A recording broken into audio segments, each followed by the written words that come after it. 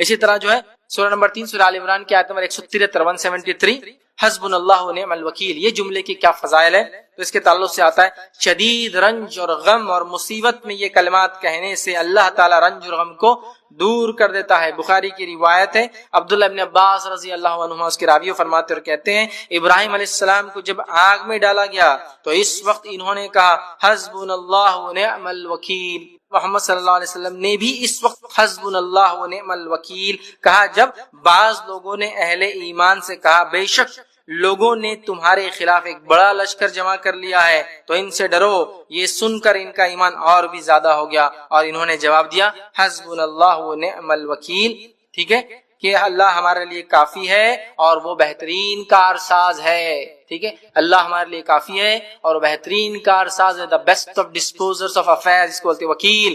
وکیل وہ ہوتا ہے جس کے حوالے آپ مسئلہ کر دیتے بھائی تم دیکھ لو میرا مسئلہ یہ، ٹھیک ہے۔ تو حسبنا اللہ ونعم الوکیل، صحابہ نے کہا، اللہ کے رسول نے کہا اور ابراہیم علیہ السلام نے کہا تو شدید رنج غم خوف، لوگ کہتے تھے دشمن تمہارے خلاف جمع ہو گئے سیدھے ہو جاؤ، تو صحابہ نے کہا حسبنا اللہ ونعم، اللہ کے رسول صلی اللہ علیہ وسلم نے کہا دشمن تمہارے خلاف جمع ہو چکا ہے، آپ نے کہا حسبنا اللہ ونعم الوکیل۔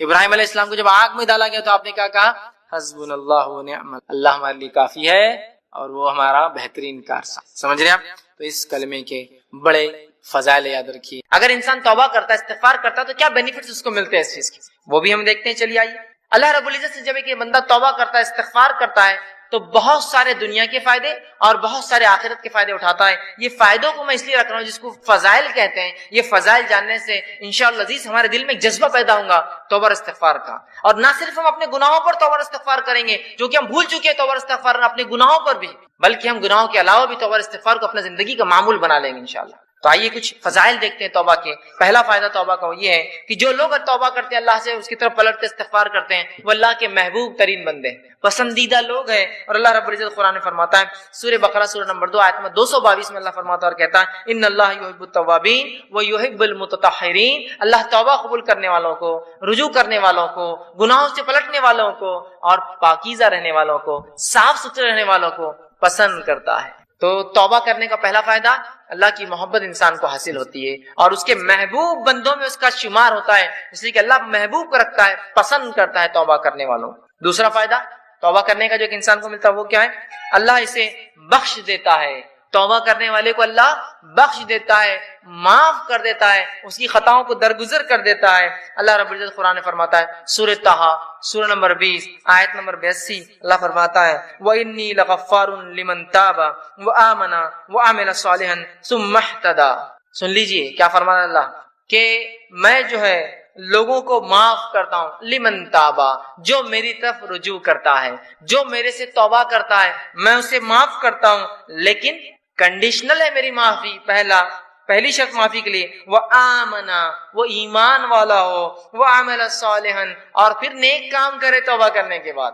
اس کا ہرگز معلوم مطلب یہ نہیں کہ توبہ کر لیا مطلب نیا اکاؤنٹ کھولنے کی اجازت مل گئی مجھے اب گناہ کرنے کی۔ توبہ کرتا ہے ایمان والا انسان اور پھر نیک کام کرتا ہے تو اللہ رب العزت فرماتا ہے وَإِنِّي لَغَفَّارٌ لِمَن تَابَ، کہ ان لوگوں کی میں توبہ قبول کرتا ہوں جو مجھ سے توبہ کرتے ہیں اور انہیں معاف کر دیتا ہوں، اور پھر وہ ایمان لائے اور نیک عمل پھر کرتے رہے اور اس معاملے پہ جم جائے، اس معاملے پر بڑھ جائے۔ تیسرا فائدہ، چوتھا فائدہ اور پانچواں فائدہ چونکہ ایک ہی حدیث میں آتا ہے اس لیے میں ایک ساتھ رکھوں گا۔ تیسرا فائدہ توبہ کا ہے اللہ غم سے نجات دیتا ہے، پریشانیوں سے نجات دیتا ہے، مشکلوں سے نجات دیتا ہے۔ چوتھا فائدہ تنگ دستی دور کرتا ہے۔ سبحان اللہ، ہم نے سوچا بھی نہیں تھا توبہ استغفار کا تعلق تنگ دستی سے بھی ہو سکتا ہے، یا توبہ استغفار کرنے سے رزق میں کشادگی بھی آ سکتی ہے، مال و دولت میں فراوانی بھی ہو سکتی ہے، اس لیے کہ توبہ کرنے کا ایک فائدہ ہے تنگ دستی سے اللہ نجات دیتا ہے۔ اور پانچواں فائدہ توبہ کا معلوم آپ کو کیا ہے؟ ایسی جگہ سے روزی دیتا ہے جہاں سے سوچا بھی نہیں ہوگا۔ تنگ دستی بھی دور ہوتی ہے، غم بھی دور ہوتے ہیں، اور ایسی جگہ سے روزی ملتی ہے، روزی سمجھتے ہیں نا آپ، رزق ملتا ہے جہاں سے سوچا بھی نہیں ہوگا، گمان بھی نہیں کیا ہوگا، فہم میں بھی نہیں لایا ہوگا اس نے۔ آئیے حدیث اس طرح سے ابو داؤد کی روایت ہے، تینوں فائدے ایک ہی حدیث میں آتے ہیں۔ پہلا، جو شخص استغفار کو لازم پکڑ لیتا ہے، استغفار کو اپنے نفس سے لازم کر لیتا ہے، پکڑتا ہے، تو اللہ تعالیٰ اس کے لیے ہر غم سے نجات کا راستہ نکالتا ہے۔ ہر غم، سمجھتے ہیں آج کون سا ہے نا جو انسان ہے جو غم زدہ نہیں ہے، پریشان حال نہیں ہے؟ بتائیے مجھے، وہ کہہ سکتا ہے کہ مکمل طور 100% خوش ہوں؟ ہم تو ہر حال میں اللہ کا شکر تو ادا کرتے ہیں، لیکن کہیں نہ کہیں پریشانیاں ہیں۔ پریشانیوں کا حل توبہ اور استغفار. ہم نے تو کبھی سوچا ہی نہیں تھا کہ غم کا علاج بھی استغفار ہو سکتا ہے. ہر غم سے اللہ نجات دیتا ہے استغفار کی بنیاد پہ. اس کی فضیلت یہ ہے. دوسرا، ہر تنگ دستی سے کشادگی کی طرف لے آتا ہے. ہر قسم کی غربت اور تنگ دستی سے نکال کے کشادگی کی طرف لاتا ہے. اور تیسرا، صرف تنگ دستی اور تنگ دستی سے نکال کے کشادگی کی طرف نہیں لاتا ہے، ایسی جگہ سے روزی دیتا ہے جہاں سے اس نے گمان بھی نہ کیا ہو، سوچا بھی نہ ہو. یاد رکھیں، سوچا بھی نہ ہو. کیا فائدے ہیں استغفار اور توبہ کے؟ روزی میں برکت، ایسی جگہ سے روزی جہاں سے سوچا نہ ہوگا. ہر غم سے نجات. کوئی کہتا میرے گھر میں بیماری ہے، میں غم زدہ ہوں، استغفار کی کثرت. کوئی کہہ رہا ہے مجھے تنگ دستی ہے، استغفار کی کثرت. کوئی کہہ رہا ہے مجھے جو مال و دولت کی کمی ہے، استغفار کی کثرت کیجیے تو صحیح. آپ دیکھیے اللہ کیسی رزق دیتا ہے. اور کوئی کہے مال و دولت تو ہے، برکت نہیں ہے، استغفار کیجیے، اس لیے کہ اللہ نے مال و دولت کی برکت چھین لی نا آپ کی. رزق میں اضافہ کہاں ہو رہا ہے؟ مال تو تعداد کوانٹٹی وائز بہت ہے، لیکن دل کہاں سکون میں ہے؟ استغفار نہیں کر رہے ہیں. استغفار کی کثرت، استغفار کی کثرت، استغفار کو معمول بنا لیجیے. 3 عظیم فائدے ایک ہی حدیث میں آ رہا ہے استغفار کے. غم سے نجات، تنگ دستی سے کشادگی کی طرف، اور ایسی جگہ سے روزی دیتا ہے جہاں سے سوچا بھی نہیں. اسی طرح غم سے نجات کے تعلق سے چھوٹا سا واقعہ رکھ دیتا ہوں صرف آپ کے سامنے، چونکہ ہمارے حالت میں ایسے واقعات ہوتے ہیں، ہمارے ماحول میں اس لیے رکھ رہا ہوں کہ نبی اکرم صلی اللہ علیہ وسلم کے پاس ایک صحابہ اور ایک صحابی آئے جن کے بیٹے کو گرفتار دشمنوں نے پکڑ لیا، اور نہ صرف پکڑا، خبر ملی کہ بہت مضبوط زنجیروں کے اندر اس کے پیر باندھ دیے. وہ آئے اور کہا اللہ کے رسول صلی اللہ علیہ وسلم، دشمنوں نے جو ہے ہمارے بچے کو پکڑ لیا ہے، آپ کچھ بتائیے کیا کیا جائے، کیا کرا جائے کہ ہمارا جو ہے بچہ واپس آ جائے، میرا بیٹا جو ہے واپس آ جائے، وہ ماں اور باپ دونوں آئے. اللہ کے رسول صلی اللہ علیہ وسلم نے کہا استغفار کی کثرت، استغفار کرو. وہ کہتے ہیں کہ وہ دونوں گھر گئے، استغفار کی خوب کثرت. اور ان کے بیٹے کہتے ہیں کہ جب میں بیڑیوں میں جکڑا تھا، اچانک ایسا ہوا کہ میری پیروں کی دونوں بیڑیاں ٹوٹ گئی. اچانک رات میں دونوں بیڑیاں ٹوٹ گئی. جب بیڑیاں ٹوٹ گئی تو میں پریشان ہو گئی، یہ کیا ہوا؟ لوہے کی زنجیریں تھی وہ بیڑیاں بولتے لوہے کی موٹی موٹی زنجیروں میں جب قیدی کو قید کیا جاتا ہے جو آسانی سے نہیں ٹوٹتی، یاد رکھیے. ٹوٹ گئی، میں پریشان ہوا، اور ایک اونٹ میں نے پکڑا، وہ ایک اونٹنی میں نے لی، اس پہ سوار ہوا اور بھاگنے لگا. جب میں اس اونٹنی پر بیٹھ کر بھاگنے لگا تو سارے اونٹ باڑے کے نکل کے میرے پیچھے بھاگنے لگے. اب چونکہ مجھے تو جان بچانے تھی، میں نکل گیا اور پورے اونٹ بھی پیچھے بھاگنے لگے. اور اس کے بعد وہ اپنے گھر آئے، والدین خوش ہو اٹھے، والدین سے ملاقات کی اور اللہ کے رسول کے پاس اس بچے کو لے کر اللہ کے رسول ہمارا بیٹا گھر واپس آ گیا ہے. استغفار کی برکت دیکھی، بچہ واپس آ گیا. ہر غم تھا نا بیٹے کے گمنے کا، اللہ نجات دے دی، بیٹا واپس دے دیا. پھر کہا اللہ کے رسول اب یہ اونٹوں کو کیا کرے؟ چونکہ بھاگنے کے لیے میں نے دشمن کی اونٹنی لے لی تھی نا، جان بچانے کے لیے جو اونٹنی لی گئی تھی ان کی نہیں تھی، دشمن کی تھی. اور کہا وہ ایک نہیں، وہ اونٹنی کی وجہ سے کئی اونٹ پیچھے آ گئے میرے. تو اللہ کے رسول نے کہا یہ رزق ہے جو اللہ نے تمہیں دیا بغیر سوچے کے، مطلب ایسی جگہ سے دیا جو تم استعمال کرو ان اونٹنیوں کو اور ان اونٹوں کو، اور ان کو سارے اونٹ دے دی. دیکھیے نا، ایک تو نجات ملی استغفار سے، اور دوسرا رزق بھی مل گیا جہاں سے سوچا بھی نہیں تھا. دشمن کا رزق، مطلب دشمن کے پاس کی چیز گھر آ گئی اپنے. کتنے فائدے نا استغفار کے. آئیے استغفار کے اور فائدے سمجھیں. 6واں 7واں 8واں 9واں فائدہ ایک ہی آیت کے اندر آتا ہے، اس لیے 4 فائدے رکھ رہا ہوں. 6واں فائدہ، بہترین اللہ موسلادھار بارش برساتا ہے استغفار کی کثرت سے. اسی طرح مال میں اضافہ کرتا ہے اللہ جو ہے استغفار کی کثرت سے اور توبہ کی کثرت سے. اولاد میں ترقی دیتا ہے اللہ استغفار اور توبہ کی کثرت سے. اور باغات اور نہریں نکال دیتا ہے، رزق کے ذریعے بنا دیتا ہے استغفار کی کثرت سے. اللہ رب العزت نے سورہ نوح سورہ نمبر 71 آیت نمبر 10 11 اور 12 میں فرمایا، کہا نوح علیہ السلام نے اپنی قوم کو دعوت دی، اور دعوت دیتے وقت وہ انہیں کیا کہہ رہے سنیے. وہ کہتے ہیں قلت استغفروا ربکم انہ کان غفارا، اے میری قوم اپنے رب سے استغفار کرو اپنے گناہوں کے لیے، تم شرک جیسی برے جرم میں جو ہے پھنسے ہوئے ہو، اپنے رب سے معافی مانگو جو انہ کان غفارا، تمہارا رب ہمارا رب ضرور ہمیں معاف کرے گا اس گناہ کے لیے بھی اور تمام چیزوں کے لیے. یرسل السماء علیکم مدرارا، اور جب تم توبہ کرو گے تو آسمان سے موسلا دھار بارش برسائیں گا جو نفع بخش ہوتی ہے، نقصان دہ نہیں ہوتی. یرسل السماء علیکم مدرارا، کس وجہ سے؟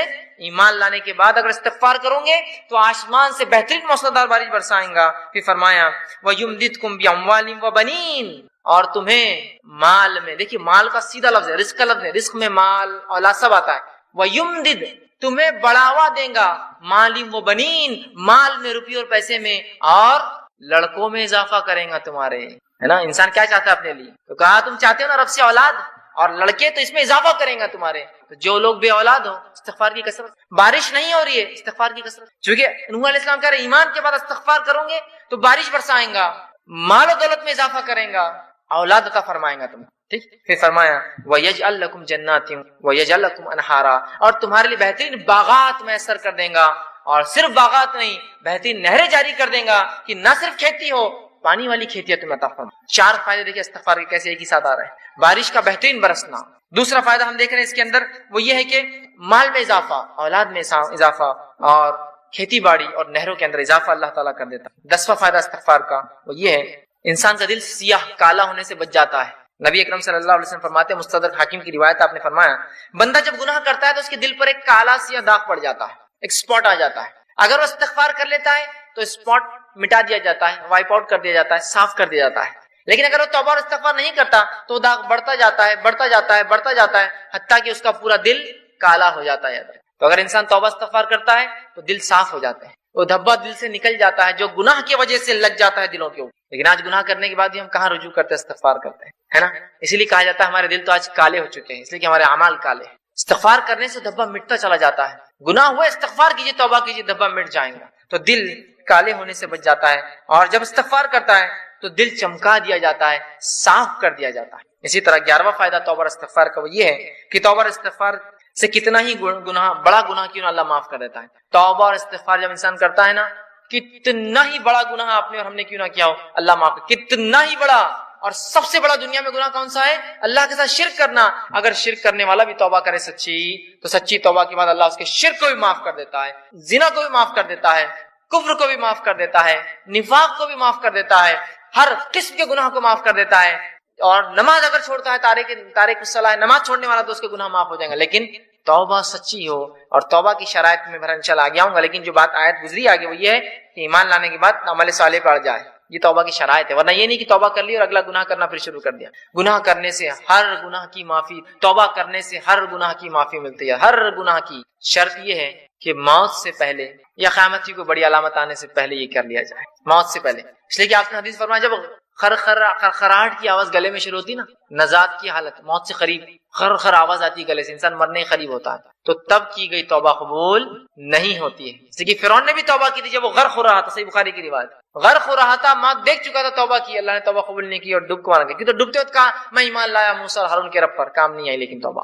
تو اس سے پہلے کہ موت آئے توبہ کر لے، یا کوئی علامت آ جائے قیامت کی، توبہ ضروری یاد رکھے۔ ہر گناہ کی توبہ اللہ معاف کرتا ہے، لیکن زندگی میں یاد رکھیں، مرنے سے پہلے اور نجات کی حالت، مطلب مرنے کے بعد اور نجات کی حالت سے پہلے اگر توبہ نہ ہوئی تو پھر توبہ کی گنجائش نہیں۔ جو گناہ ہم سے ہوا ہو، کتنا ہی بڑا کیوں نہ ہو، سچی توبہ اپنے رب سے کیجیے، یاد رکھیے، توبہ تو نصوحہ کیجیے، انشاءاللہ عزیز ہمارا رب کو ہم پائیں گے کہ وہ ہر گناہ کو معاف کرتا ہے۔ آئیے 12واں فائدہ، سچی توبہ کرنے سے ایک ایسا عظیم فائدہ ہے، سنیے، سچی توبہ کرنے سے اللہ گناہوں کو بھی نیکی میں تبدیل کر دیتے ہیں۔ سبحان اللہ، ایسا کہیں ہوتا ہے کہ کسی کا آپ نے نقصان کیا، نقصان کرنے کے بعد معافی مانگی اور اس نے اتنے نقصان کے بدلے آپ کو کچھ عطا کر دیا؟ ہوتا یہ کہ معافی دے دے تو بڑی بات ہے، نہیں تو چیز بھر کے بھی دینا پڑتی، معافی مانگنا پڑتی ہے، زندگی بھر کی دشمنی بھی رہتی باقی۔ گناہوں کو نیکی میں تبدیل کرنے اگر توبہ سچی ہو تو نبی اکرم صلی اللہ علیہ وسلم کے پاس ایک ایسا قبیلہ آیا عرب کا جو لوٹ مار کرتا تھا، راستوں مسافروں کو لوٹتا تھا، اور وہی ان کی انکم کا ذریعہ تھا، خون قرابہ، قتل، غارت گری، شرک اور کفر اور لوٹ مار۔ وائے کہ اللہ کے رسول، کیا ہماری توبہ ہے؟ اللہ، ہم اگر توبہ کرنا چاہتے ہیں کہ ہماری توبہ ہے، جو اتنے گناہ ہم زندگی میں کر چکے ہیں، اور آج کون سا ایسا انسان ہے دنیا میں جو معافی نہیں چاہتا اپنے گناہوں کے لیے؟ راستہ یہ ہے معافی کا، راستہ یہ ہے معافی کا۔ ہر انسان چاہتا ہے اسے گناہ معاف ہو، ہر انسان ریپینٹ کرنا چاہتا ہے، توبہ کرنا چاہتا ہے، استغفار کرنا چاہتا ہے اپنے رب سے، یہ ہے طریقہ توبہ۔ تو کہا ہماری کوئی توبہ ہے؟ اللہ رب العزت نے ایک پوری طویل آیت نازل کی کہ وہ لوگ جو کفر کرتے ہیں، قتل کرتے ہیں، ٹھیک ہے، اور جو ہے اسی میں جو کفر اور شرک اور قتل غارت گری میں ان کی موت آ جاتی ہے، تو اللہ ان سے عذاب کو نہیں ہٹائیں گا۔ لیکن آگے فرمایا جو کہ جو ہے آیت اس طرح سے اللہ فرماتا ہے الا من تاب وعمل عملا صالحا فاولئک یبدل اللہ سیئاتہم حسنات وکان اللہ غفورا رحیما۔ اللہ نے فرمایا الا من تاب، ان گناہوں کے بعد اگر کوئی توبہ کر لے، شرک کیا تھا، ختم کیا تھا، جو کچھ کیا تھا، اگر توبہ کر لے، وآمنا، اور پہلی شرط ایمان لائے، اور الحمدللہ ہم تو مسلمان ہیں تو ایمان تو ایمان والے ہم ہیں ہی، اس کے بعد دوسری شرط وعمل عملا صالحا، اور اس کے بعد نیک کام شروع کر دے، عمل صالحا، فاولئک، تو اللہ پھر اس عمل کے بدلے کی ایمان والا ہے، سچی توبہ کیا، اولئک یبدل اللہ سیئاتہم، تو اللہ بدل دیں گا ان کے گناہوں کو حسنات، نیکیوں کے اندر۔ سبحان اللہ۔ اور آگے فرمایا وکان اللہ غفور الرحیم، اور اللہ تعالیٰ تو معاف کرنے والا اور رحم کرنے والا ہے۔ تو گناہ بھی نیکی میں تبدیل ہو سکتے ہیں اگر سچی توبہ انسان کی۔ اسی طرح ابن ماجہ کی روایت ہے، آپ صلی اللہ علیہ وسلم فرماتے کہتے ہیں اگر تم اس قدر گناہ کرو کہ تمہارے گناہ آسمان تک پہنچ جائے، لیکن ان حدیثوں کو بالکل رائٹ کانٹیکسٹ میں لیجیے، بالکل صحیح معنوں میں لیجیے، یہ حدیث سے دلیل نہیں ہے گناہ کرنے کی، جو ہو جاتے اس کی معافی کی دلیل ہے، یاد رکھیں رائٹ کانٹیکسٹ۔ تو اللہ کے رسول فرماتے ہیں کہ اگر تمہارے گناہ آسمانوں تک بھی اگر چھوئیں گے، ٹھیک، اگر تم اس قدر گناہ کرو کہ تمہارے گناہ آسمانوں تک پہنچ جائیں گے، پھر تم توبہ کر لو تو اللہ تمہاری توبہ کو قبول کرے گا۔ اگر کسی انسان نے ایسے بھی گناہ کیے ہو جو آسمانوں تک چھو رہے جا کر، لیکن وہ اللہ کی ذات سے ان گناہوں پہ کبھی نا امید نہ ہو، یاد رکھیں، بلکہ اگر سچی توبہ کرتا ہے تو انشاءاللہ عزیز اپنے رب کو وہ توبہ قبول کرنے والا اور معاف کرنے والا ضرور پائیں گا، یاد رکھیں، لیکن توبہ سچی ہو، اس کے شرائط کے ساتھ، یاد رکھیں۔ چلیے آئیے آگے، 13ویں چیز، 13واں فائدہ جو ہم توبہ کا فائدہ اٹھاتے ہیں اور جو ہے استغفار کا، آدمی سچی توبہ کی وجہ سے جنت کا مستحق بن جاتا ہے، سچی توبہ کی وجہ سے جنت کا مستحق بن جاتا ہے۔ اللہ رب العزت نے سورہ تحریم سورہ نمبر 66 آیت نمبر 8 میں فرمایا، یا ایھا الذین آمنوا توبوا الی اللہ توبۃ نصوحا، اے وہ لوگوں جو ایمان لائے ہو، اللہ سے سچی توبہ کرو، سچا رجوع کرو، سچے ڈھنگ سے اس کی طرف پلٹو اور گناہوں سے اپنی معافی مانگو، تو نصوحا عسى ربکم ان یکفر عنکم سیئاتکم، تو ہو سکتا ہے تمہارا رب پھر تم سے تمہارے گناہوں کی مغفرت کر دے، اس کا کفارہ کر دے، اسے معاف کر دے، سیئات ویدخلکم جنات تجری من تحتها الانہار، اور تمہیں ایسی جنتوں میں داخل کر دے جس کے نیچے ندیاں نہریں بہتی ہیں۔ توبہ کرنے کا فائدہ، انسان جنت کا مستحق بن جاتا ہے۔ 14واں اور آخری فائدہ جو آج میں رکھوں گا توبہ کا، وہ یہ ہے، جب انسان سچی توبہ کرتا ہے، سچے طور سے ندامت ہوتا ہے، توبہ کرتا ہے، تو جو ہے اللہ رب العزت جو ہے اس سے خوش ہوتا ہے۔ انسان جب توبہ کرتا ہے تو اللہ خوش ہوتا ہے، ناراض نہیں ہوتا۔ ہاں، ناراض تو ان سے ہوتا ہے جو گناہ کرے اور اڑ جائے اس پر، لیکن جو توبہ کرتے ہیں اللہ خوش ہوتا ہے۔ حدیث کے الفاظ اس طرح سے ہیں، جو توبہ کے بارے میں نبی اکرم صلی اللہ علیہ وسلم فرماتے ہیں کہ اللہ خوش ہوتا ہے، اور حدیث اس طرح سے ہے جو صحیح بخاری کی روایت ہے، آپ صلی اللہ علیہ وسلم فرماتے ہیں کہ اللہ اپنے بندے کی توبہ پر ایسا خوش ہوتا ہے، جب بندہ توبہ کرتا ہے اللہ ایسا خوش ہوتا ہے جیسے کہ ایک شخص سفر پر نکلا ہو، مسافر ہو، سفر کر کے چل جا رہا ہو، اور ایک جگہ اپنے اونٹ کو باندھے اور لیٹ جائے ریگستان کے بیچ میں، اور جب وہ جاگے تو اس کا اونٹ چلا جائے، وہ تھوڑا نکل کر ڈھونڈتا ہے اپنے اونٹ کو، اس کا اونٹ اسے نظر نہیں آتا، تو پھر وہ واپس آتا ہے اور سوچتا ہے کہ اب ریگستان میں گھوم کے مرنے سے اچھا ہے جہاں لیٹا تھا اس چھوٹے درخت کے نیچے لیٹ جاؤں تو مجھے موت آ جائے، کیونکہ اب ریگستان میں اونٹ گھومنا مطلب موت ہے اور کوئی راستہ نہیں۔ وہ آ کر لیٹ جاتا ہے، اور جب لیٹ جاتا ہے تھوڑی دیر بعد دیکھتا ہے تو اس کا اونٹ پورے مال کے ساتھ جوں کا تو کھڑا ہے۔ ایک تو ریگستان، اس پر اکیلا مسافر، اور اس پر اونٹ کا واپس آنا، یہ بہت تعجب کی بات ہے۔ جو لوگ عرب ہیں وہ جانتے ہیں، جو لوگ اونٹ پالتے ہیں وہ جانتے ہیں اونٹ کبھی زندگی میں پالتو نہیں ہوتا۔ اس لیے حدیث میں آپ نے فرمایا قرآن جو شخص حفظ کرتا ہے اسے پکڑ کر رکھے، اس لیے کہ قرآن کا حفظ ایسے ذہن سے نکلتا ہے جیسے اونٹ مالک سے نکل کر بھاگ جاتا ہے۔ ایک اونٹ کو آپ 100 سال پالیے، 100 سال بعد رسی ایک بار کھلی چھوڑیے، ایسے بھاگے گا کہ کبھی واپس لوٹ کر نہیں آئے گا، لیکن اس کا اونٹ واپس مال کے ساتھ آ جاتا ہے۔ اسی بڑی خوشی کی بات کر، اور وہ خوشی سے جم اٹھتا ہے اور کہتا ہے خوشی میں، اے اللہ میں تیرا رب اور تو میرا بندہ، خوشی میں، کیونکہ اس کو سمجھتا نہیں کیا بولوں اس خوشی کے اندر، تو کہتا ہے اللہ میں تیرا رب اور تو میرا بندہ۔ اس آدمی سے بھی زیادہ اللہ خوش ہوتا ہے جب کوئی شخص توبہ کرتا ہے، اس آدمی سے بھی زیادہ اللہ خوش ہوتا ہے جب کوئی شخص توبہ کرتا ہے۔ دیکھ رہے ہیں آپ توبہ کیا فضیلت ہے، اللہ خوش ہوتا ہے توبہ کرنے والوں سے، اور بہت ناراض اور غضبناک ہوتا ہے، عذاب نازل کرتا ہے جو گناہوں پہ گناہ کرتے ہیں۔ اور انسان ہونے کے ناطے کیا گناہ ہم سے نہیں ہوتے، کیا گناہ نہیں ہوتے ہماری آنکھوں سے، ہمارے ہاتھ سے، ہماری زبان سے، ہمارے کانوں سے، ہمارے جسم سے، لیکن رب سے ہم فوراً کر لیں استغفر اللہ استغفر اللہ، پتہ نہیں کیا ہو گیا، کوئی چیز نقصان پہنچ گیا، کسی جانور کو نقصان پہنچ گیا، کسی انسان کو پہنچ گیا ہوں، میں نہیں جانتا ہوں، میری گاڑی کہیں کھڑی تھی کسی کو تکلیف ہو گئی ہوں گی، استغفار کا ورد کر رہا ہوں استغفر اللہ، ہو گیا گناہ معاف۔ آئندہ غلطی نہیں کرنا چاہیے، لیکن انون ہم کو نہیں پتا ہم سے کیا ہو رہا ہے، کتنی خطائیں غلطیاں ہو جاتی، بس ورد کرتے رہیے، اپنے ایک معمول بنا لیں ہم۔ تو آپ صلی اللہ علیہ وسلم فرماتے اس سے زیادہ اللہ خوش ہوتا ہے اس آدمی سے جب کوئی انسان اپنے رب کی طرف رجوع کرتا ہے اور توبہ کرتا ہے، پلٹتا ہے، گناہوں سے معافی مانگتا ہے۔ ابن القیم رحمہ اللہ جو ہے کتاب ہے ان کی لکھی مدراج السالکین، اس کے اندر بہت اچھی بات نقل کرتے ہیں، انشاءاللہ اس کتاب کا میں پورا وہ پریفیس وہ جملہ آپ کے سامنے نقل کرتا ہوں۔ وہ لکھتے ہیں اور کہتے ہیں توبہ کے بارے میں کہ توبہ ہی دین کی حقیقت ہے، وہ لکھتے ہیں اور کہتے ہیں، فرماتے ہیں، آپ نے فرمایا اور کہا، فرماتے ہیں کہ دین اسلام کی حقیقت، توبہ دین اسلام کی حقیقت ہے اور سارے کام، سارا دین توبہ میں داخل ہے۔ توبہ اتنی اہم چیز ہے کہ سارے کام اور سارا دین توبہ میں داخل ہے۔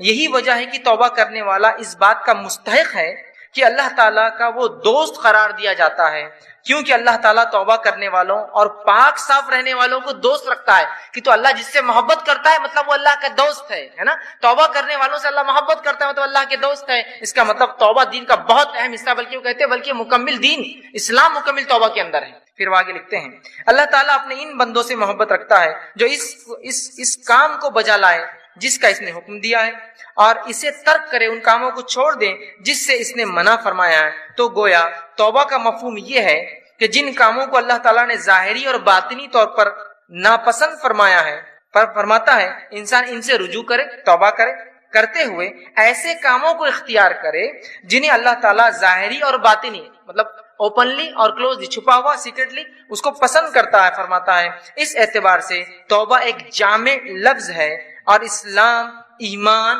اور احسان اس توبہ میں مکمل طور سے داخل ہے، اور یہ تمام مقامات کا احاطہ کیے ہوئے، اسی لیے یہ ہر مومن کے مقصود کی ابتدا بھی ہے کہ وہ توبہ کرے، اور انتہا بھی ہے، خاتمہ بھی اسی پر ہو کہ وہ توبہ کرے۔ اسی مقصود کی خاطر مخلوق کو جود بخشا گیا، اور توحید اسی کا ایک جز ہے، بلکہ عظیم جز ہے۔ پھر آگے لکھتے ہیں، اکثر لوگ توبہ کی قدر و منزلت اور اس کی حقیقت سے آگاہ نہیں ہوتے۔ علم اور عمل اور حال کے اعتبار سے توبہ کرنا تو بہت دور کی بات ہے۔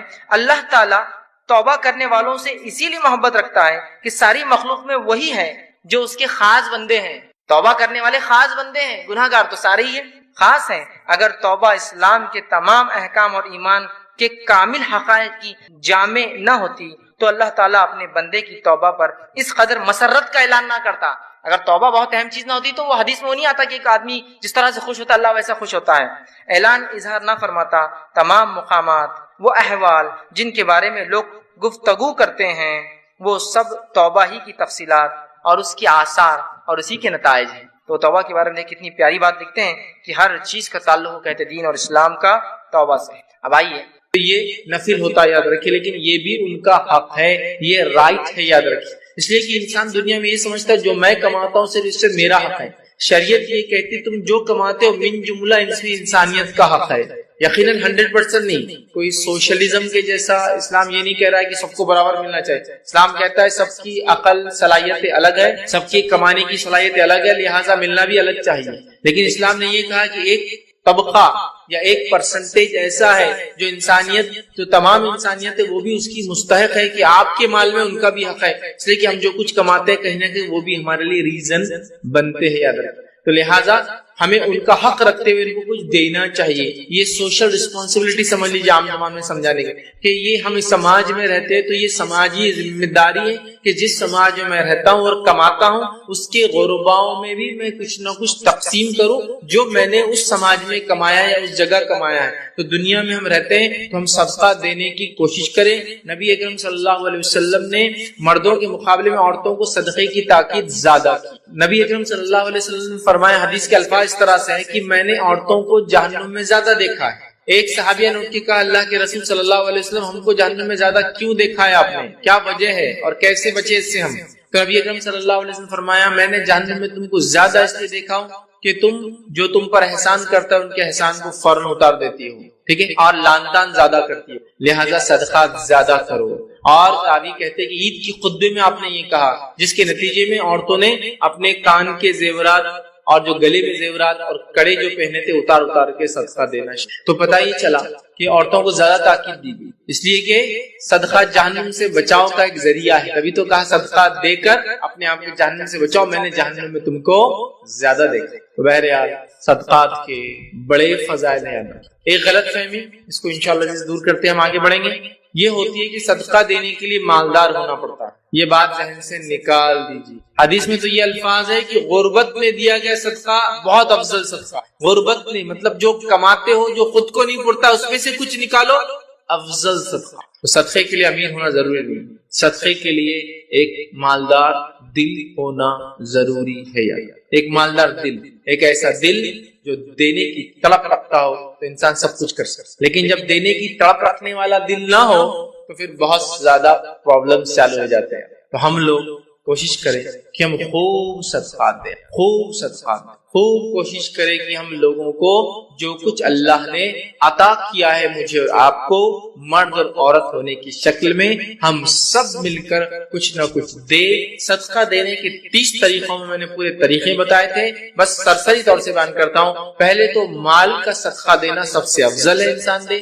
اگر مال کا صدقہ اپنے مال میں سے نہیں دے سکتا ہے تو ایکسٹرا ٹائم نکال کر کما کے صدقہ دے. اگر ایکسٹرا ٹائم نکال کر کما کر صدقہ نہیں دے سکتا ہے تو فزیکل لیبر کر کے, محنت کر کے, کسی کا مال اٹھا کے, کسی گاڑی پہ سوار کر کے, کسی کو سواری پہ سوار کر کے, اس طرح سے فزیکل لیبر محنت کر کے صدقے کا اجر پائے. اور اگر فزیکل نہیں کر سکتا تو زبان سے کسی کو اچھائی کا حکم دے, برائی سے روکے, اس طرح سے وہ کرے, اپنے اخلاق حسنہ سے صدقہ دے. اور اگر اس کی طاقت بھی نہیں ہے تو کم از کم اپنے شر سے دوسروں کو محفوظ رکھے. یہ بھی صدقہ دینے کا ایک طریقہ ہے. تو ہم پہلے اپنے مال سے دینے کی کوشش کریں گے, مال نہیں تو کما کے دینے کی کوشش کریں گے, کما کے نہیں دے سکتے تو اپنے جسم سے کریں گے, جسم سے نہیں کر سکتے تو اپنے اخلاق سے کریں گے, اور اگر وہ بھی طاقت میں تو کم از کم اپنے شر سے دوسروں کو محفوظ رکھیں گے. یہ بھی صدقہ ہے. ٹھیک ہے, صدقہ دینے کے 30 طریقے میں نے بہت اچھے سے ان تمام طریقوں کو ڈیفائن کیا ہے, تو آج ہم وہ نہیں دیکھیں گے.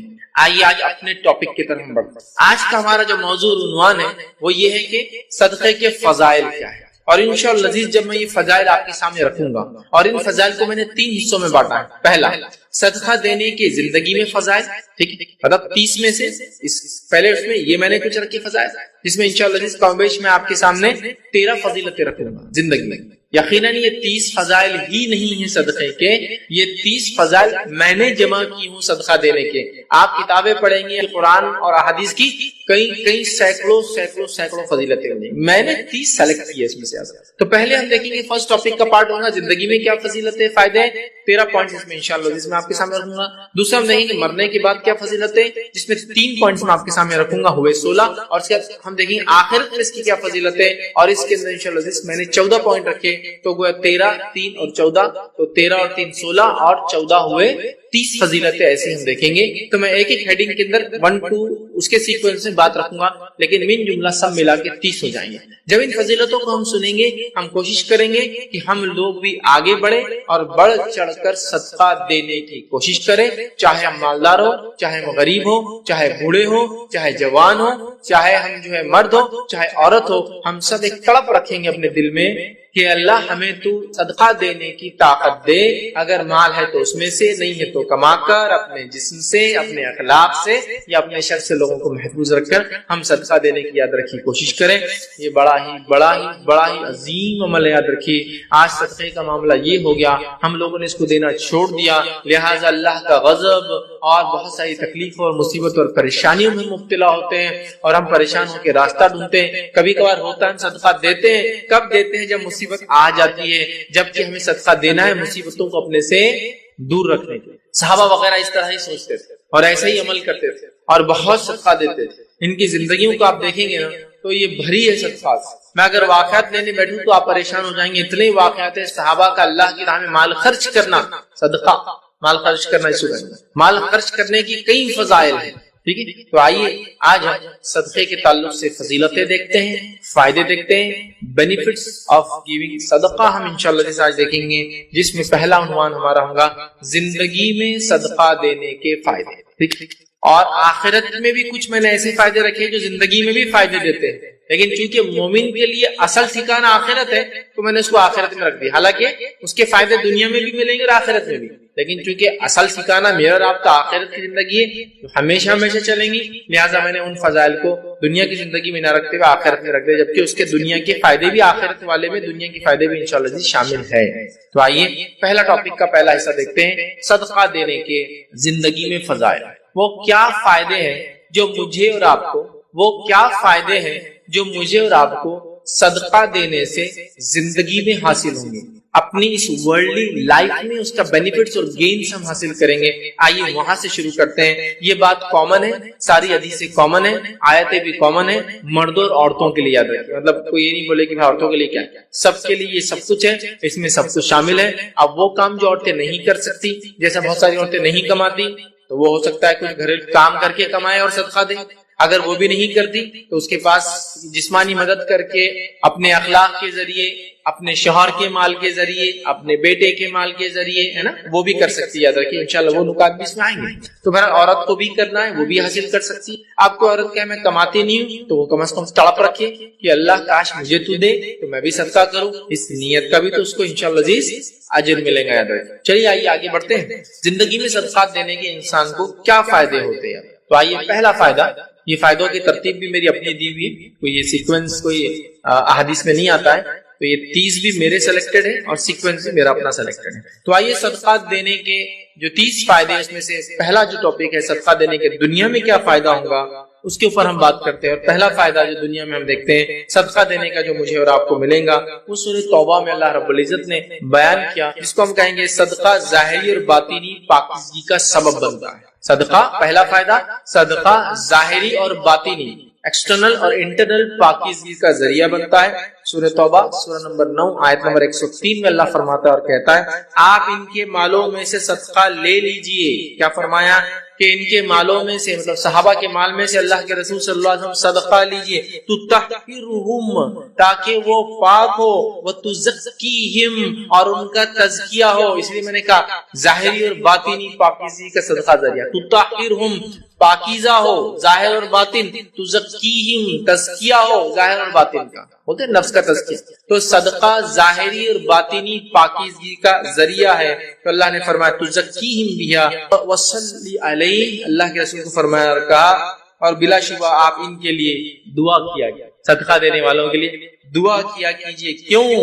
ان صلاتک، اس لیے کہ آپ کا ان کے حق میں دعا کرنا سکن لہم، ان کے لیے سکون کا باعث ہوتا ہے مومنوں کے لیے، اور ظاہر سی بات ہے نبی اکرم صلی اللہ علیہ وسلم مومنوں کے لیے دعا کرے یہ سکون کا باعث ہوتا ہے، تو ان کے لیے دعا کیجئے، یہ ان کے لیے موجب اطمینان ہے، اور اللہ تعالیٰ خوب سنتا ہے اور خوب جانتا ہے۔ تو نبی اکرم صلی اللہ علیہ وسلم کو حکم ہوا کہ آپ ان سے صدقہ لیجئے تاکہ ان کو پاک کرے۔ میرے بھائیوں ایک بات میری غور سے سنیں، مال کا دینا ہمیشہ انسان کے اندر اچھے خصائل کو جنم دیتا ہے، اور مال کا جمع کرنا، ہوڑ کرنا اور خرچ نہ کرنا ہمیشہ انسان میں برے خصائل پیدا کرتا ہے۔ جس سماج میں لوگ مال خرچ کرتے ہیں ان کی خصلتیں بدل جاتی ہیں، ان کے اندر اچھی خصلتیں آ جاتی ہیں، کیونکہ جتنی خصلتیں بری مال جمع کرنے سے، اللہ کے راہ میں نہ خرچ کرنے سے ہوتی ہے، دوسرے کسی عمل سے اتنی برائیاں نہیں آتی۔ کینہ، تکبر، حسد، جلن، لالچ، رشتے کو توڑنا، یہ سب عمل مال جمع کرنے کے ہوتے ہیں، اور انسان جب مال جمع کر کے سوچتا ہے میرا ہے، تو غریب رشتہ دار اس کو مصیبت دکھتا ہے تو رشتہ توڑ لیتا ہے، کسی کے پاس زیادہ دیکھتا ہے تو اسے جلن کرنے لگتا ہے، اور لالچ کرتا ہے کہ دوسروں کا بھی میرے پاس آ جائے، تکبر پیدا ہوتا ہے کہ میں نے کمایا، عقل جیسا فرعون کو تھی، حامان کو تھی، اور اسی طرح جو ہم کہتے ہیں قارون کو تھی کہ یہ تو ہم سب کچھ ہے، ہم نے ہی سب کچھ کمایا، یہ ہماری کمائی ہے۔ قارون اس کے لیے ہمارے لیے بہت اچھی مثال ہے، یاد رکھیں یہ سب ہوتا ہے۔ لیکن جب انسان مال خرچ کرتا ہے تو عاجزی، انکساری، حل، بردباری، جھکاؤ انسان کا معلوم آپ، تو مال خرچ کرنا اللہ فرما رہا ہے ان سے تطہر، ان سے پاکیزہ ہوں گے، تزکیہم، ان کا تزکیہ ہوگا۔ مال خرچ اس سے ظاہری اور باطنی طور سے انسان پاک ہوتا ہے، بڑی اہم چیز ہے، اور ہم سب برائی میں لت پت ہے، یاد رکھیے نکلنے کا ذریعہ ہے مال کو خرچ۔ آئیے دوسرا فائدہ ہم دیکھتے ہیں مال خرچ کرنے کا جو زندگی میں ہوتا ہے، وہ یہ ہے کہ صدقہ نہ کرنے والا موت کے بعد واپس آنے کی تمنا کرے گا۔ اب یہ تو نہیں دینے والے کا انجام ہوا، میں یہاں کیوں رکھ رہا ہوں؟ فضیلت بتانے کے لیے رکھ رہا ہوں۔ اتنا افضل عمل ہے کہ جو کر کے نہیں جائیں گا، موت کے بعد دعا ہی دیں گا رب کو، اللہ واپس موقع دیا جائے میں جا کے صدقہ کروں۔ سمجھ رہے ہیں؟ اگر ایک میت دنیا میں واپس آنے کا سوچ رہی ہے، ایک مردہ دنیا میں واپس آنے کا سوچ رہا ہے، تو یقیناً ایک بڑا کام تھا جو چھوڑ کر گیا ہوگا، تبھی تو واپس آ کر وہ کام کرنے کی بات کر رہا ہے۔ تو صدقہ نہ کرنے والا موت کے بعد واپس آنے کی دنیا میں تمنا کرے گا تاکہ یہ عمل کر لے۔ تو دنیا میں زندوں کو کرنا کتنا ضروری ہوا ہم سوچ لیں۔ اللہ رب العزت قرآن میں سورہ منافقون سورہ نمبر 63 آیت نمبر 10 میں فرماتا ہے اور کہتا ہے وَأَنفِقُوا مِمَّا رَزَقْنَاكُم مِّن قَبْلِ أَن يَأْتِيَ أَحَدَكُمُ الْمَوْتُ، خرچ کرو اس سے پہلے کہ تم میں سے کسی کے پاس موت آ جائے، خرچ کرو اس سے پہلے کہ تم میں سے کسی کے پاس موت آ جائے، فَيَقُولَا، اور مرنے کے بعد وہ کہے ربی لولا اخرتنی الی اجل قریب، اے اللہ مجھے تھوڑی سی ڈھیل اور مہلت دی جائے، کیوں قریب، فاصدقا، تاکہ میں صدقہ کر دوں، واکم من الصالحین، اور میں نیکوں میں شامل ہوں۔ دو وہ تمنا کر رہا ہے مردہ، کیا کہ اللہ مجھے موقع اور ڈھیل دی جائے تاکہ میں دنیا واپس جاؤں، تاکہ میں صدقہ کروں اور نیک لوگوں میں سے ہو جاؤں، جو نیکیاں کرنے کا حکم دیا، جو چھوڑ کر میں آیا ہوں میں وہ کام کرنے لگوں، تو میت بھی دنیا میں واپس آ کر ارادہ کریں گے نیکی کرنے کا، حالانکہ وہ جو اظہار کر رہا ہے وہ جو مردہ وہ یہ کہہ رہا ہے کہ مجھے صدقہ اور نیک لوگوں میں چلو، مطلب نیکی کر کے آؤں، حالانکہ صدقہ بھی ایک نیکی ہے لیکن امپورٹنٹ نیکی ہے، اہم نیکی ہے، اس لیے الگ سے بیان کر رہا ہے وہ کہ صدقہ کرو اور نیکوں میں شامل، حالانکہ نیکی میں صدقہ بھی شامل ہے لیکن اہم نیکی، اس لیے مردہ میت الگ سے کہہ رہا ہے اللہ ڈھیل دی جائے تاکہ میں صدقہ۔ تو آپ دیکھ رہے ہیں صدقہ کتنا اہم عمل ہے کہ مردہ انسان بھی اللہ سے التجا کرنے والا ہے، اللہ مجھے موقع دیا جائے دنیا واپس جانے کا، صدقہ کروں نیکوں میں شامل ہو جاؤں۔ تو میرے بھائیوں اور بہنوں، جو زندگی مجھے اور آپ کو ملی ہے اللہ نے جتنا دیا ہے خوب صدقہ کیجیے۔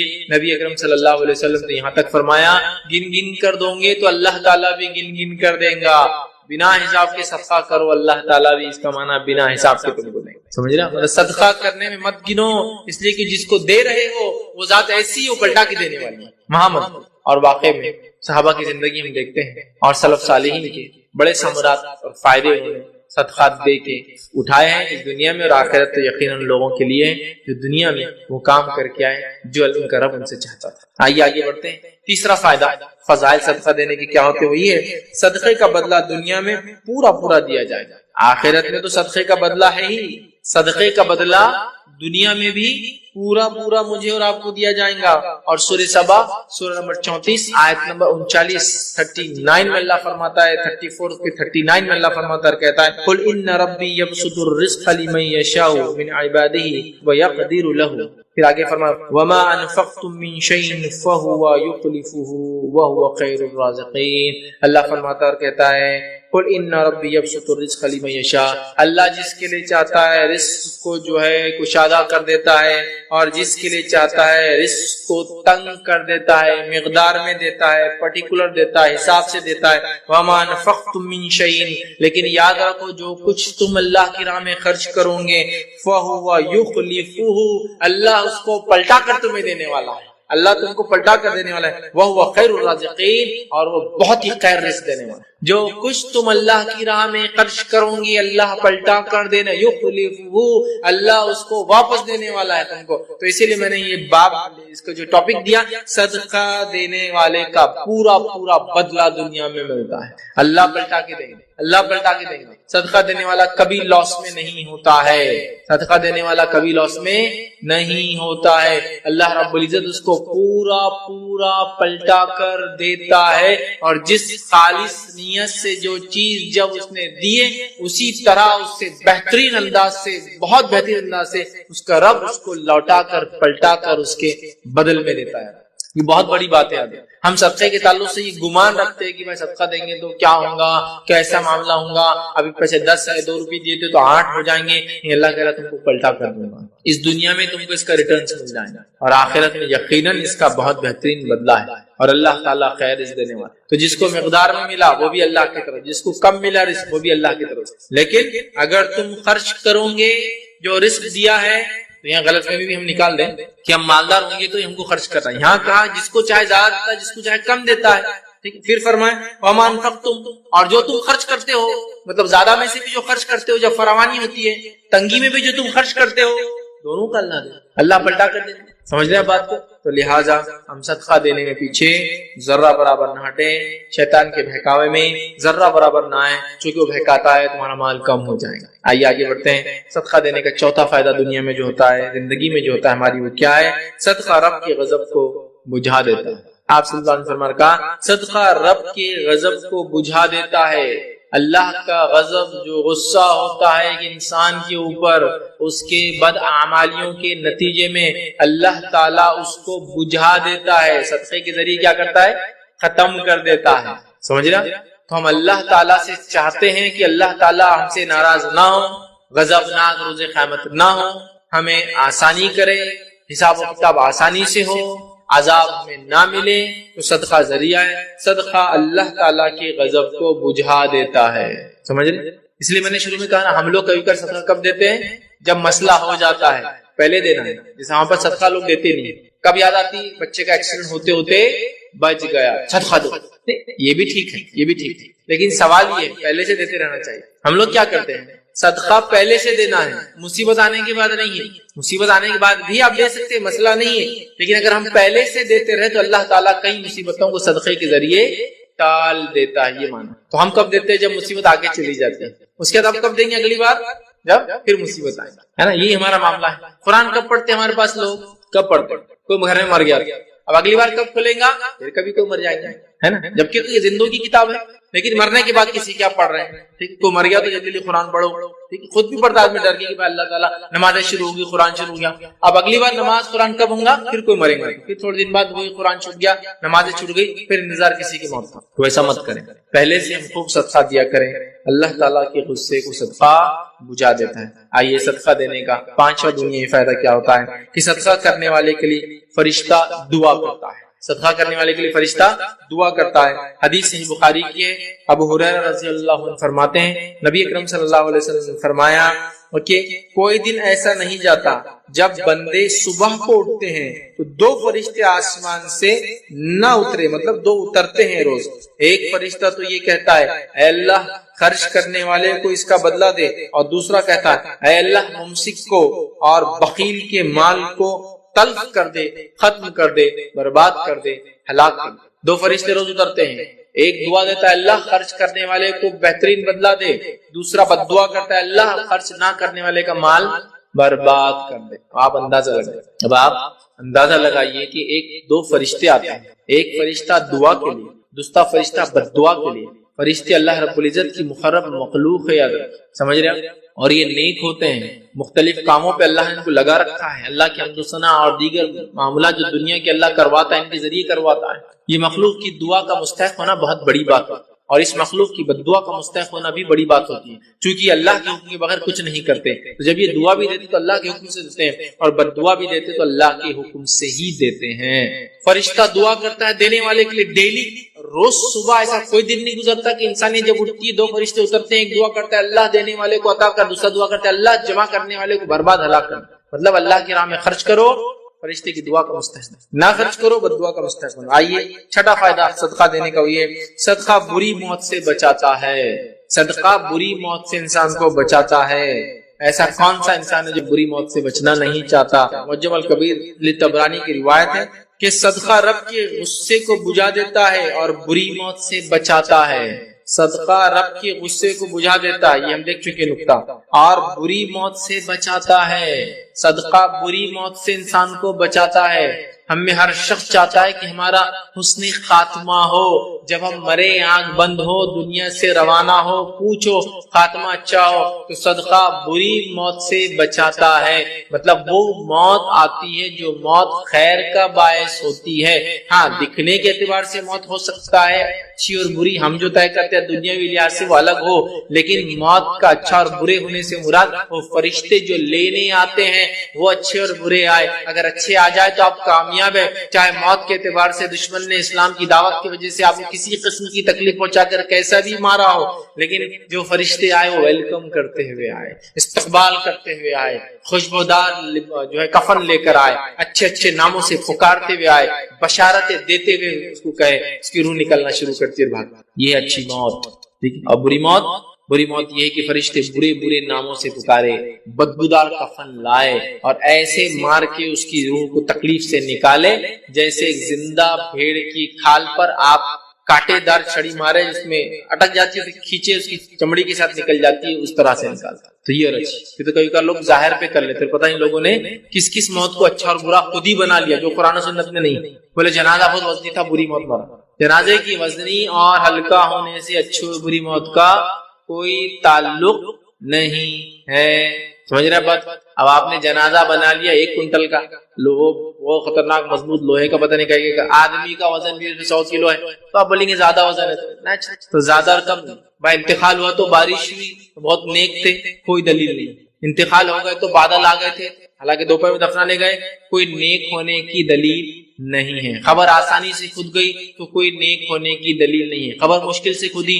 تو برا آدمی ہوگا، کوئی برا آدمی ہونے کی دلیل نہیں۔ جنازہ جلدی سے اٹھ گیا مطلب نیک تھا، دیر سے اٹھا مشکل سے گیا مطلب برا تھا، یہ کوئی دلیل نہیں ہے۔ اچھی اور بری موت کیا ہے معلوم آپ کو؟ جو فرشتے لینے آئے وہ خوشخبریاں اور بشارتیں دیتے ہیں، اور بری موت کیا ہے؟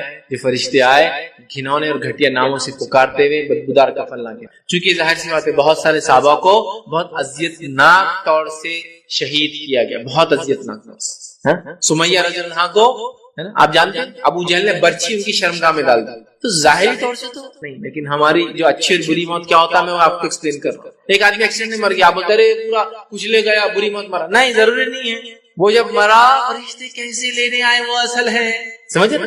چھت گر گئی، حالانکہ کوئی دب کے مرے تو وہ تو ویسے بھی شہید ہے. اس لیے حدیث میں 10 لوگ شہید ہوتے ہیں کم و بیش گنتی اگر کرے تو ہم اس میں سے ایک سے دب کر جو مرے، پریس ہو جائے کسی چیز میں. لیکن ہم لوگ کیا بول رہے وہ تو چورا ہو گیا. یہ نہیں، ایکچولی جب وہ مرا سرکمسٹانسز بھی مانا رکھتے ہیں، لیکن ہر بار آپ اس سے اندازے مت لگانا شروع کر دیجئے. جیسا کہ صحابہ میں سے کچھ کو تو گرم تیل کے اندر ڈال دیا گیا، اصحاب اخدود میں سے ہزاروں کو آنکھ کے علاوہ میں پھینک دیا گیا، جل کے بھن گئے ہوں گے نا. تو کیا بری موت ہے؟ نہیں، فرشتے جب لینے آئے ہوں گے ویلکم کرتے ہوئے، یہ اچھی موت. سمجھے آپ؟ تو کوئی آرام سے بستر پہ مرا تو یہ اچھی موت نہیں ہے. نہیں، بہت زیادہ تکلیف، مطلب وہ مصیبت میں تھا، ٹکڑے ہو گئے جسم کے، تو بری نہیں ہے. فرشتے جو لینے آئے ویلکم کیسا کیا. تو صدقہ بری موت سے بچاتا ہے، بڑی اہم چیز ہے. خوب صدقات کریں. آئیے 7واں فائدہ صدقے کا ہم دیکھتے ہیں. دوسروں کا صدقہ اگر ہم خوشی سے ادا کریں تو ہمیں بھی صدقے کا ثواب ملتا ہے. صدقہ کیسی چیز ہے دیکھیے. دوسروں کا صدقہ اگر آپ خوشی سے ادا کریں گے آپ کو بھی اجر ملے گا. حدیث کے الفاظ سنیے. نبی اکرم صلی اللہ علیہ وسلم فرماتے ہیں، صحیح بخاری کی روایت ہے، ابو موسیٰ اشعری رضی اللہ عنہ اس کے راوی فرماتے ہیں، نبی اکرم صلی اللہ علیہ وسلم نے فرمایا، امانت دار خزانچی جو خرچ کرتا ہے، بعض دفعہ یہ فرمایا کہ جو دیتا ہے حکم کے مطابق جو اس کا مالک اس کو بولتا ہے کہ دو اور وہ پورا ادا کرتا ہے تو اس حکم کو پورا کر دیتا ہے، تو اس کا دل بھی اس پہ خوش ہوتا ہے جب وہ حکم کو پورا کرتا ہے دیتے وقت، تو اسے بھی صدقہ کرنے والوں میں سے ایک حصہ یا صدقہ کرنے والوں میں سے ایک ہو جاتا ہے. مطلب ایک امانت دار خزانچی ہے، اس کا مالک آ کر کہتا ہے فلاں کو صدقہ دے دو، وہ ہنسی اور خوشی کے ساتھ دل کی رضامندی کے ساتھ جس کو اس کا مالک کہتا ہے جتنا کہتا ہے اتنا صدقہ کر دیتا ہے، تو اللہ کے رسول صلی اللہ علیہ وسلم فرما رہے ہیں اس کو بھی صدقہ دینے کا اجر ملتا ہے. تو پتہ چلا اگر میں اور آپ کسی کے صدقے کے ذمہ دار ہیں اور اس کو ہنسی اور خوشی کے ساتھ رضامندی کے ساتھ جیسا جس نے دیا اس نے بولا جہاں دینے کا بولا وہاں دیتے ہیں، تو مجھے اور آپ کو بھی انشاءاللہ العزیز صدقہ دینے کا اجر ملے گا. دیکھیے کتنا آسان. لیکن یہاں مسئلہ کیا ہوتا، میں خزانچی ہوں، میں ذمہ دار اور امین ہوں، مجھے کو بولا یہ پیسے دیجیے 10,000 روپے اس غریب کو دے دیجیے، میرا دل ہی نہیں اس کو دینے، میں راضی نہیں ہو رہا تو مجھے اجر نہیں. جب اس کا مالک جس کے لیے دیا گیا جتنا دیا گیا اگر یہ انسان ویسا خوشی کے ساتھ اس تک پہنچا دیتا ہے تو یہ بھی صدقے میں شامل ہو جاتا ہے. کتنی بڑی بات ہے. صدقہ کتنی فضیلت والی چیز ہے کہ آپ صرف وہ صدقے کو دینے والے اور آپ کو اتنا اجر ملے گا.